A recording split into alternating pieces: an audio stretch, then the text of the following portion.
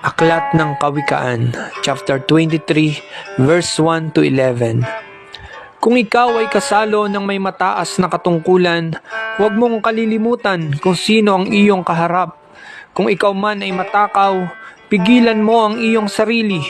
Huwag dudukhawin agad ang pagkain, baka iyon ay pain lang sa iyo. Huwag mong guluhin ang isip mo sa pagpapayaman. Pag-aralan mong umiwas doon. Pagkat madaling mawala ang kayamanan, ito'y simbilis ng agila sa paglipad sa kalawakan. Huwag kang makikikain sa taong kuripot, ni nanasain man ang masasarap niyang pagkain.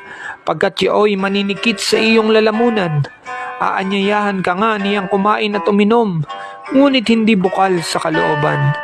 Isusuka mo rin ang lahat ng iyong kinain, at masasayang lamang ang maganda mong sasabihin. Ingatan mo ang iyong dila sa harap ng mga mangmang.